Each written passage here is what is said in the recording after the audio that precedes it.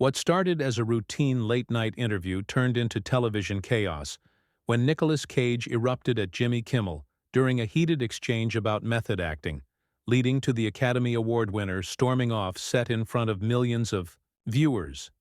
The studio audience had no idea they were about to witness one of the most explosive confrontations in late-night television history. Jimmy Kimmel Live was taping its regular Thursday night episode, and the mood backstage seemed typical for any other show. Nicolas Cage had arrived earlier that evening to promote his latest independent film, a passion project he'd been developing for years.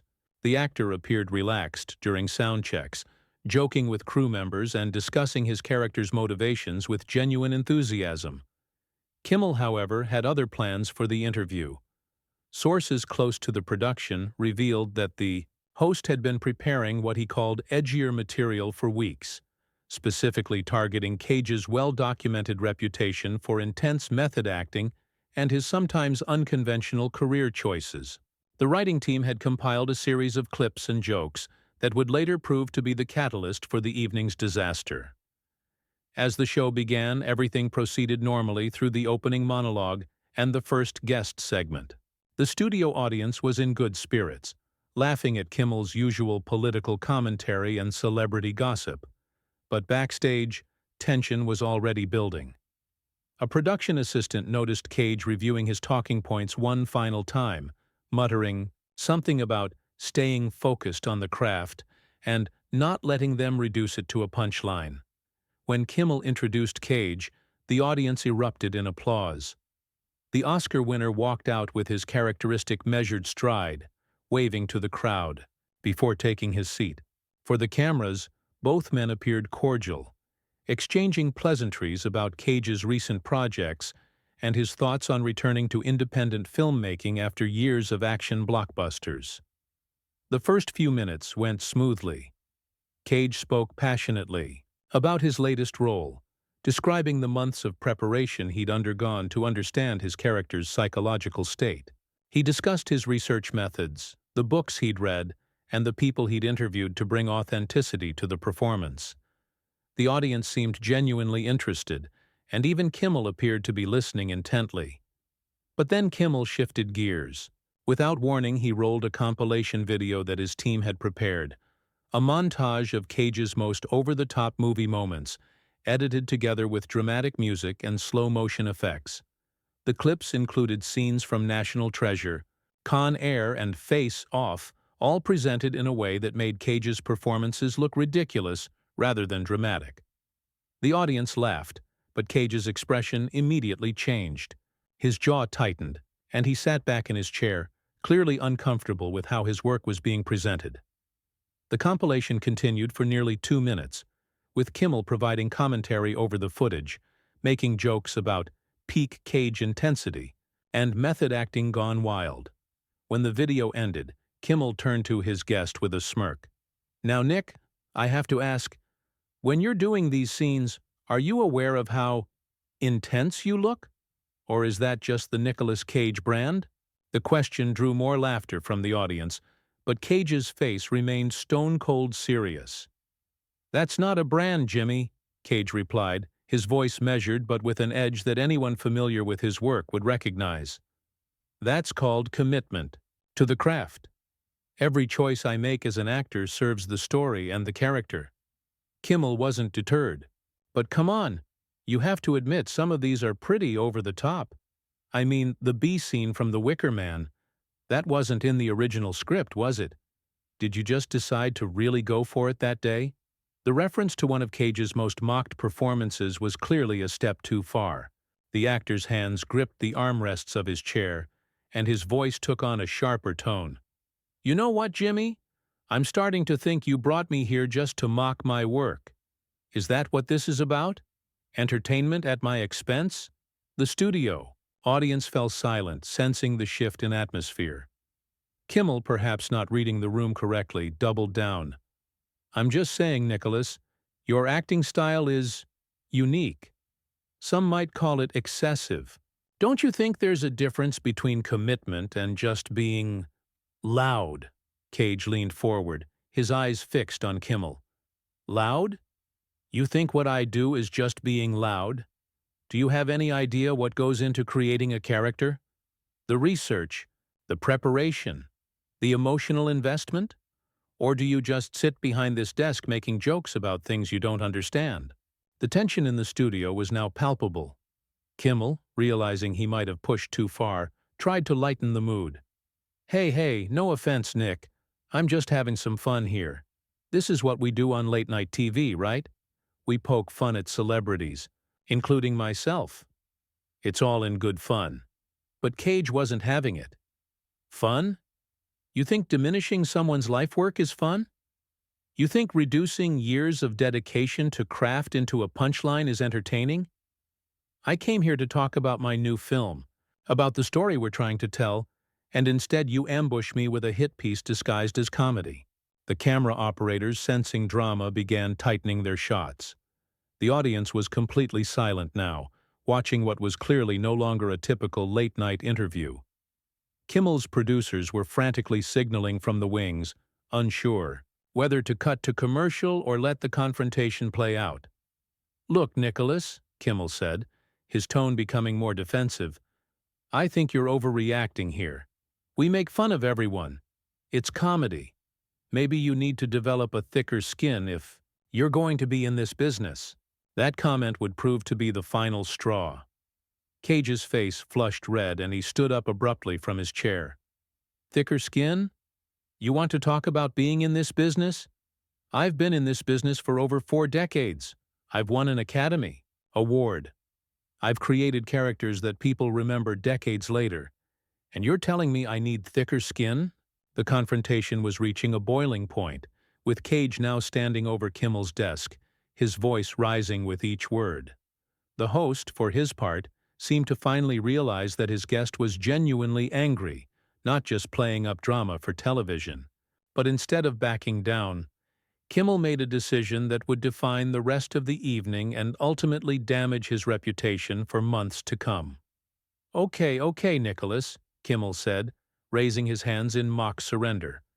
"But let's be honest. Here, you've made some questionable career choices. I mean, Ghost Rider? The Wicker Man remake?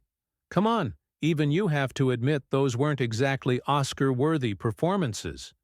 The audience gasped audibly at the direct insult, and several people in the front row exchanged worried glances. Cage's face went from red to white with rage. "Questionable career choices. You think you can sit there and judge my decisions? Do you know why I took those roles? Do you know anything about the financial pressures, the family obligations, the reasons actors sometimes have to make?" His voice cracked with emotion, revealing a vulnerability that made the attack even more brutal. But Kimmel wasn't finished. With cameras rolling and sensing he had Cage on the defensive, he decided to go for what he thought would be the knockout punch. "Look, Nick, I get it. We all need to pay the bills. But at some point, don't you think audiences deserve better than phoning it in for a paycheck? I mean, how many straight-to-video action movies can one career survive?" The studio fell into complete silence. Even the camera operators stopped moving, frozen by the cruelty of the moment. Cage's hands were shaking now, not with fear, but with pure fury. "Phoning it in?" he repeated, his voice barely above a whisper. "You think I phone it in? You think I don't give everything I have to every single role, no matter the budget, no matter the script, no matter how people like you will judge it later? What happened next would be replayed on social media millions of times over the following weeks." Cage slammed his hand down on Kimmel's desk with such force that the host's coffee mug jumped and spilled across his note cards. "I have never phoned in a performance in my entire career. Every role I take I approach with the same dedication, the same research, the same commitment to truth. You sit behind this desk making jokes about people's life work. But what do you create? What do you build? What legacy are you leaving besides cheap laughs at other people's expense?" Kimmel, now visibly rattled by the intensity of Cage's response, made his second critical mistake of the evening. Instead of apologizing or attempting to defuse the situation, He fell back on his default defense mechanism: sarcasm. Wow, okay. I think we need to dial it back a little here, Nick. This is supposed to be a fun interview, not therapy session. Maybe we should take a commercial break, and you can collect yourself. The condescending tone was the final insult. Cage stepped back from the desk, his chest heaving with anger and disbelief. Collect myself? Collect myself? Are you serious right now? You invite me onto your show. You humiliate me with your little compilation video. You mock my career, you question my professionalism, and then you tell me to collect myself? The audience was now completely uncomfortable.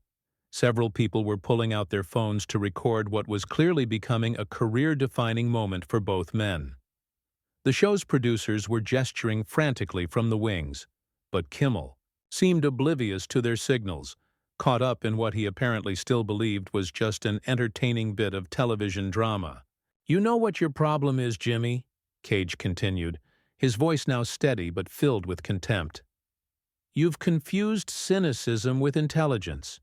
You think tearing people down makes you clever, but it just makes you small. You've never created anything meaningful in your life, so you make a living destroying other people's work. That's not comedy. That's cowardice." Kimmel's face flushed red now, his own anger finally surfacing. "Hey, wait a minute there, buddy. I've been doing this show for 20 years. I've built a career. I've got millions of viewers who tune in every night. Don't lecture me about meaningless when you're the guy who made a movie about a bear suit and called it art." The reference to Cage's performance in The Wicker Man was clearly calculated to get another laugh from the audience, but instead, it landed in complete silence.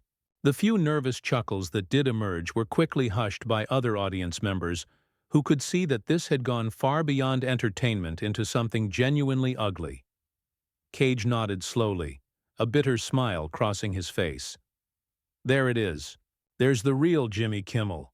Not the friendly late-night host, not the guy who pretends to care about his guests, but the bully who builds himself up by tearing others down. You know what? I'm done here. I'm done with this charade. I'm done with your disrespect. And I'm done pretending that what you do has any value whatsoever." The actor began removing his wireless microphone, his movements deliberate and controlled, despite his obvious fury. 20 years of this show, Jimmy, and this is your legacy. This is what you're proud of? Making people feel small so you can feel big? Congratulations. You've really made something special here. As Cage started to walk away from his chair, Kimmel made one final catastrophic decision. Perhaps thinking he could salvage the interview with humor, perhaps genuinely believing he could still control the situation, he called out to Cage's retreating form. "Oh, come on, Nicholas. Don't be such a drama queen. This is exactly the kind of over-the-top reaction people expect from you. You're just proving my point about the whole intense actor thing." Cage stopped dead in his tracks. For a moment, the entire studio held its breath, waiting to see what would happen next. When the actor slowly turned around, the look on his face was one that would haunt Kimmel for years to come. "Drama queen?" Cage's voice was eerily calm now, which somehow made it more terrifying than when he had been shouting. He walked back toward Kimmel's desk with measured steps, each footfall echoing in the dead-silent studio. "Did you just call me a drama queen, Jimmy?" Kimmel, finally beginning to realize the gravity of his mistake, tried to backtrack. "Look, Nick, I didn't mean—" But Cage cut him off with a raised hand, his eyes never leaving the host's face. "No, no, no. You meant it. You absolutely meant it. Because this is what you do, isn't it? You reduce everything to a punchline. A man defending his life's work becomes a drama queen.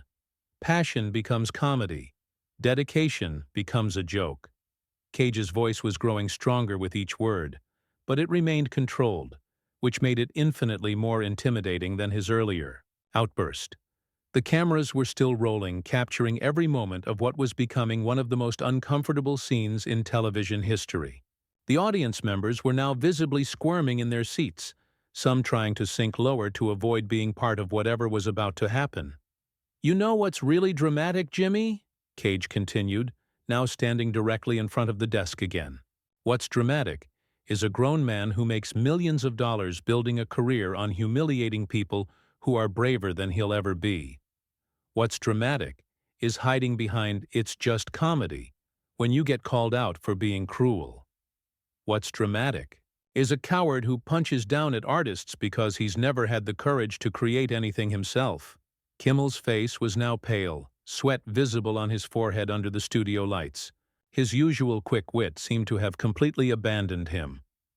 "Nicholas, I think we should—" "Should what?" Cage interrupted. "Should pretend this didn't happen? Should laugh it off? Should shake hands and act like you didn't just spend 20 minutes trying to destroy my reputation on national television?" The actor leaned forward, his hands flat on the desk. "Tell me, Jimmy, when you were preparing for tonight's show, when you were putting together that little highlight reel of my worst moments, did you think about the fact that I'm a real person? Did you consider that those roles you're mocking represent years of my life, months of preparation, relationships with cast and crew members who believed in those projects?" The studio was so quiet that the hum of the cameras was audible. Several audience members had their hands over their mouths in shock.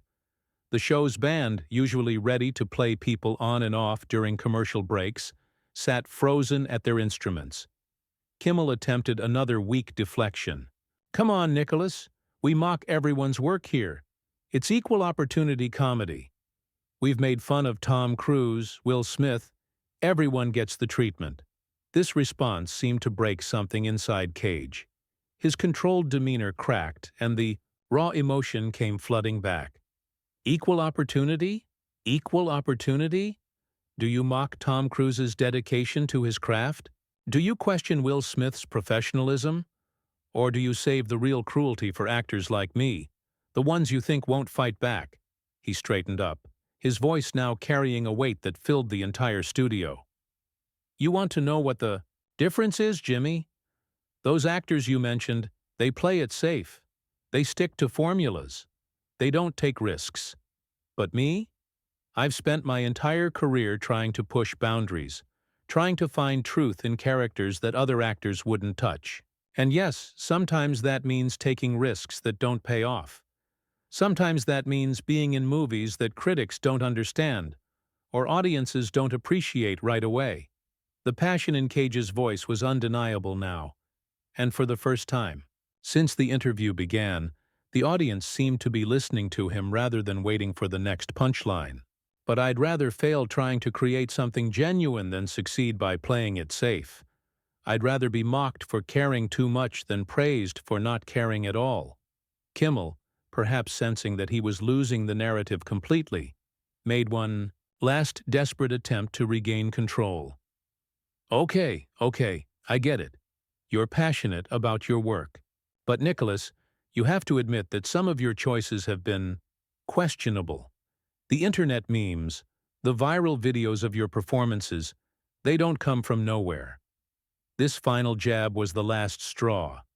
Cage's face went completely red, and his voice rose to a level that made several audience members jump in their seats. "Internet memes? Internet memes?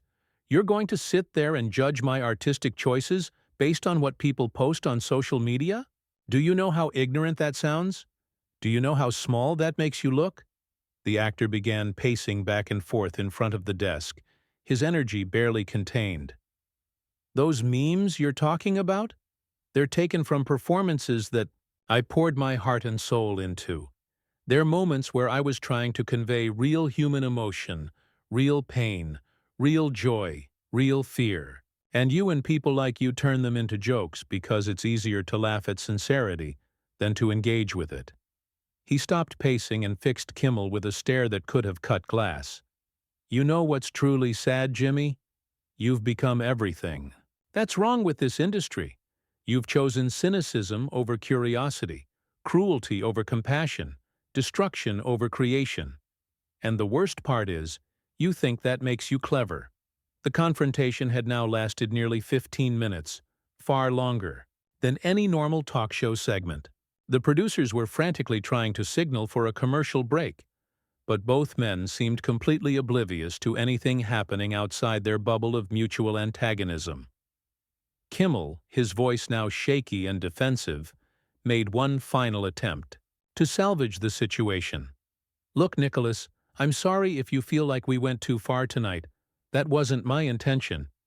Maybe we can start over, talk about your new movie, get back on track here." But it was too late for apologies. Cage looked at Kimmel with something approaching pity, and when he spoke, his voice was quiet but carried more impact than all his shouting had. "You're sorry I feel like you went too far. Not that you went too far, but that I feel like you did. Even your apology is an insult." The studio remained frozen in uncomfortable silence. Cage shook his head slowly, a sad smile crossing his face. "You know what, Jimmy? I actually feel sorry for you. You've built this entire career on making people feel small, and you don't even realize how small it makes you look in return. You think you're punching up, but you're always punching down." He began walking toward the edge of the stage, but then turned back one final time. "I've been in this business for over 40 years. I've worked with directors who challenged me, who pushed me to be better, who respected the craft. And I've worked with people like you, who see art as just another thing to tear apart for a quick laugh. The difference is, the great directors made me better. You just make everything around you worse." Kimmel, now visibly shaken and with his confidence completely shattered, made one last desperate attempt to maintain some dignity. "Nicholas, please, let's not end it like this. We can work this out. Maybe we can do another segment, talk about your film properly." Cage stopped walking and looked back at the host with genuine disgust. "Work this out? You think after 25 minutes of publicly humiliating me, we can just work this out? You think I would ever trust you again after what you've shown me tonight?" His voice rose slightly but remained controlled. "Jimmy, you've revealed exactly who you are. There's no taking that back."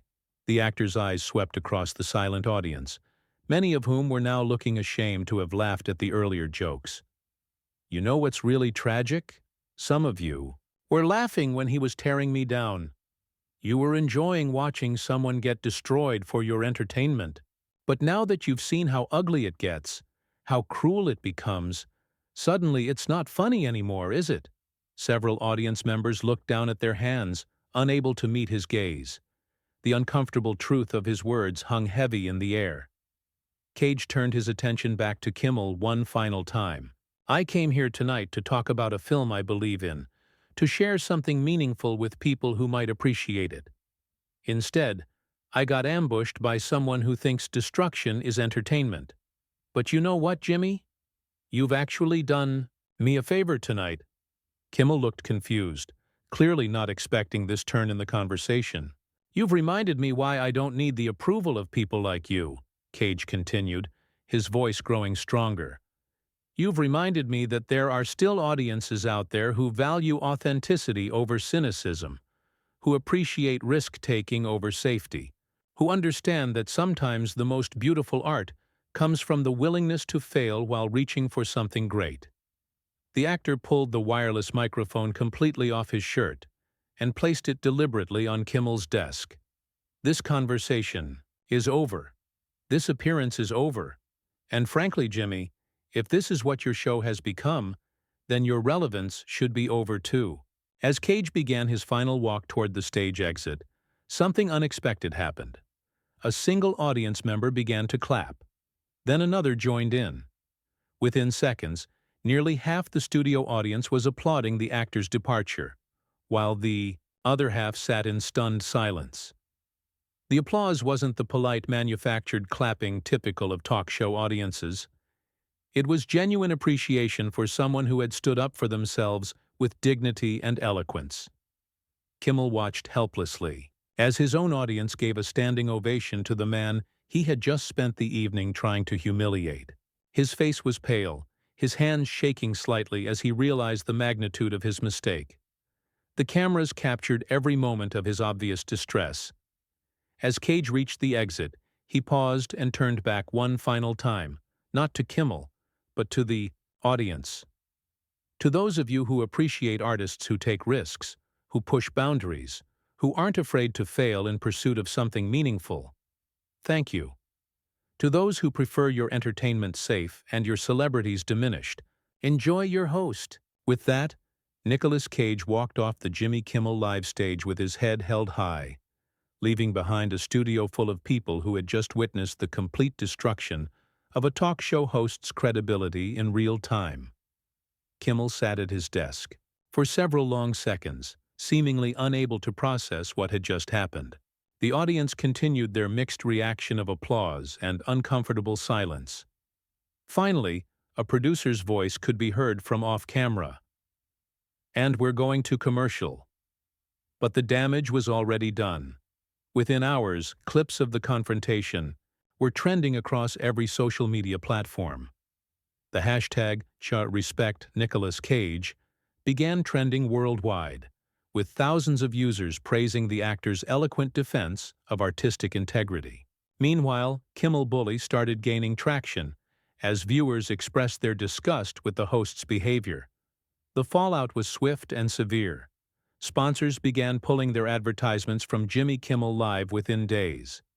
The show's ratings plummeted as viewers expressed their disapproval of the host's conduct. Industry colleagues who had previously remained silent about Kimmel's increasingly mean-spirited approach to interviews began speaking out publicly. Nicolas Cage, meanwhile, saw his independent film receive unprecedented attention and support. The very passion and authenticity that Kimmel had tried to mock became the rallying cry for audiences hungry for genuine artistry in an age of manufactured entertainment. The confrontation had indeed highlighted the importance of respect and professionalism in the entertainment industry, but not in the way Jimmy Kimmel had intended. Instead, it served as a powerful reminder that there are still consequences for cruelty, even when it's disguised as comedy. The night Nicolas Cage walked off that stage became the moment when audiences finally said enough was enough to the culture of celebrity destruction that had dominated late-night television for far too long. In the end, Cage's dignified stand against bullying disguised as entertainment resonated far beyond that studio audience, sparking a broader conversation about respect, artistry, and the responsibility that comes with having a platform. The actor had not only defended himself that night. He had defended every artist who had ever been mocked for daring to care deeply about their craft.